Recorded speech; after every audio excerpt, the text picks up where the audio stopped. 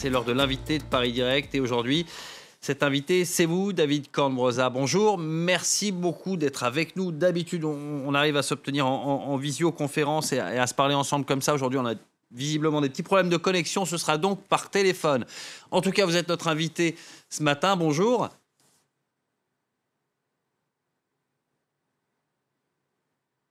Bonjour, je ne sais pas si vous m'entendez, David Cornbrosa. Allô? Je Voilà, vous vous entends. m'entendez? Oui, oui, très bien. Bonjour, merci d'être avec nous.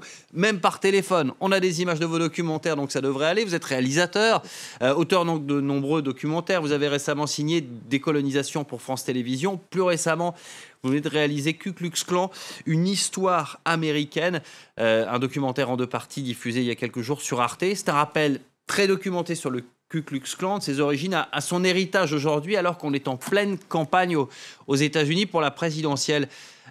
D'abord, pour commencer, vous vous rappelez dès le début de ce documentaire que cette organisation ou société secrète fondée il y a 155 ans est un groupe terroriste. Il tue, il commet des attentats depuis un siècle et demi. Quel est son statut aux États-Unis? Est-ce qu'il est considéré, le Ku Klux Klan, aujourd'hui comme un groupe terroriste?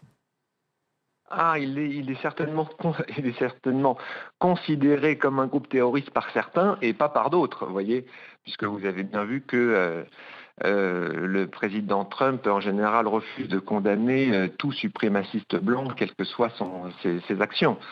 Hein, mais en tout cas, en faisant ce film, j'ai voulu raconter 150 ans d'histoire, 150 ans d'histoire de ce groupe terroriste, parce que c'est un groupe terroriste qui est né en 1865, juste après la guerre de sécession, parce que précisément les Blancs du Sud, enfin les Noirs qui vivaient dans le Sud, les Afro-Américains, l'esclavage se terminait et les Blancs n'allaient pas, enfin les Blancs du Sud refusaient que ces Afro-Américains soient égaux avec eux, enfin refusaient cette fin d'esclavage, parce que soudain ils ne pouvaient plus dominer cette population noire qui vivait dans le Sud des États-Unis. Donc c'est une grande histoire de l'Amérique. Voilà. Et ce qu'on découvre dans votre documentaire, c'est que ça va bien au-delà du racisme envers les Noirs. Hein. Ces revendications, c'est la haine de tout ce qui n'est pas blanc, protestant, américain. Haine des Noirs, des Exactement. Métis, des Latinos, des Juifs, des catholiques, ça fait beaucoup de monde. Certains prônent même un retour de l'esclavage. Oui, oui, oui. Alors là, les archives sont surprenantes parce qu'effectivement, il y en a qui disent je ne suis pas contre la ségrégation, je suis pour l'esclavage. Parce que donc les Afro-Américains ont lutté pendant des décennies pour la fin de la ségrégation, mais le clan ne voulait pas cela et les Blancs du Sud ne le voulaient pas. Vous vous souvenez de cette lutte pour les droits civiques menée par Martin Luther King.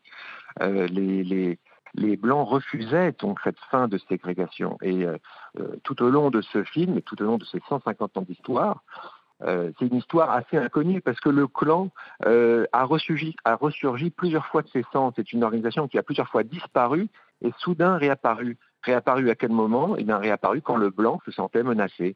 C'est-à-dire que dans les années 20, il y avait une immigration massive aux États-Unis, immigration de juifs, de catholiques venus d'Europe.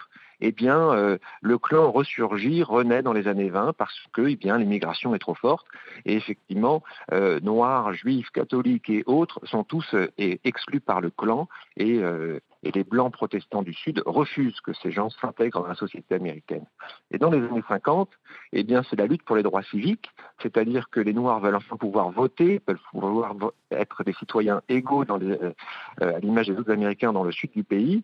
Et là encore, eh bien, le clan ressurgit, refuse qu'il y ait la fin de cette ségrégation. La ségrégation, c'est bien sûr les Noirs qui ne pouvaient pas aller dans les mêmes toilettes que les Blancs, ne pouvaient pas aller dans les mêmes salles de cinéma, ne pouvaient pas aller dans les mêmes universités. Et le clan a tout fait, a fait de nombreux attentats, a lynché des individus, a tué, des attentats à la bombe dans des églises noires pour justement freiner ce désir d'égalité. Et Et ce je qui est rappelle que dans sidérant les dans votre années 20, documentaire, pardon, oui, je vous interromps, ce qui est sidérant, je vous en c'est la prie. totale impunité de ce groupe jusqu'à très récemment, les années 90. Autrement dit, pendant près d'un siècle, il n'est pas combattu par les autorités. Oui. Il y a même des images incroyables dans votre documentaire. Août 1925, Washington, 40 000 membres défilent dans les rues. Le KKK compte alors 4 millions de membres. Pourquoi est-il si populaire? Était-il si populaire, en tout cas à l'époque? Exactement, 4 millions de membres dans les années 20. Ben, dans les années 20, c'est une organisation respectable, figurez-vous, parce que eh bien, c'est tout à fait dans l'air du temps dans le sud des États-Unis, et même plus largement, pas simplement dans le sud, pardon, dans les États-Unis tout entier, d'être opposé à toute cette immigration massive qui vient d'Europe, comme je l'ai signalé. Et donc, eh bien, ça défile à Washington, et il y a des images surprenantes. Vous voyez 40 000 militants sur Pennsylvania Avenue, et c'était aussi une sorte de club à l'époque, le Ku Klux Klan, où les gens se rencontraient, où on pouvait tisser des réseaux, faire un peu de networking, comme on dit aujourd'hui, à tel titre qu'il y avait des éminents sénateurs, députés qui en faisaient partie, et même le président Truman en aurait fait partie dans sa jeunesse, vous voyez. Donc c'était quelque chose d'extrêmement répandu, il y avait des pique-niques, il y avait des fêtes pour les enfants, enfin, mais en même temps, il y avait aussi des lynchages par ailleurs, vous voyez. Donc c'était extrêmement violent et très surprenant pour moi, documentariste, lorsque je découvre toutes ces archives, découvrir qu'il y a autant d'archives et en même temps que c'est une organisation particulièrement violente, dont beaucoup d'Américains voulaient fermer les yeux sur ce côté violent. Et il y a aussi une énorme mise en scène. On parle beaucoup d'Internet aujourd'hui, mais tout de suite, ils ont compris l'intérêt des médias. Le Ku Klux Klan avait ses propres journaux, stations de radio, films. Une des premières superproductions du XXe siècle aux États-Unis, c'est un film hollywoodien, pro-KKK, qui est même projeté à la Maison-Blanche. Oui, c'est Birth of a Nation, c'est un film très connu dans l'histoire du cinéma. C'est considéré comme étant un des premiers blockbusters du cinéma, avec de David W. Griffith, qui est un grand metteur en scène de l'époque, mais qui est un metteur en scène qui fait un film à la gloire du clan, puisque son film, donc Birth of a Nation, est une adaptation du film Le Klansman.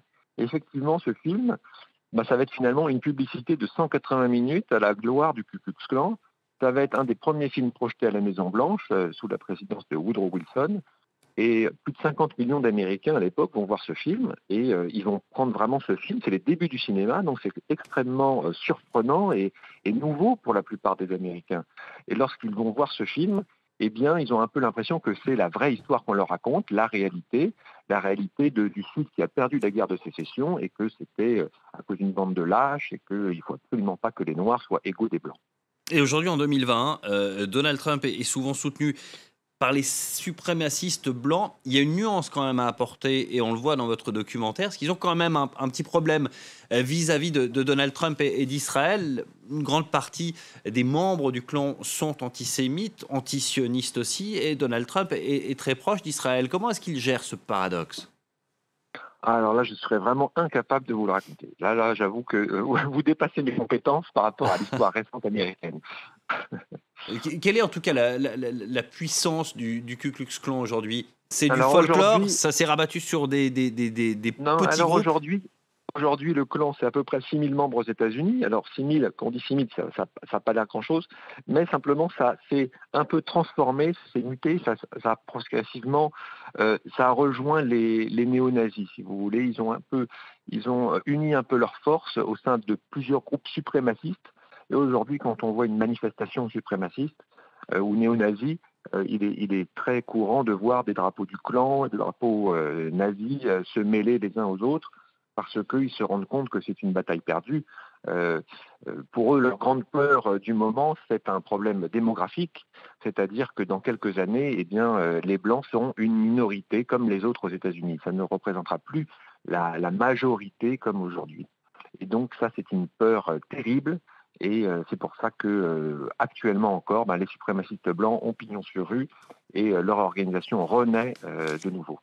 Merci beaucoup David Kornbrosser. Je rappelle que vous avez réalisé ce documentaire, le Ku Klux Klan, une histoire américaine qu'on peut revoir notamment chez nos confrères d'Arte avec leur replay. Merci d'avoir été notre invité. Et merci à vous d'avoir choisi France 24. On se retrouve dans un instant pour la suite de Paris Direct. À tout de suite.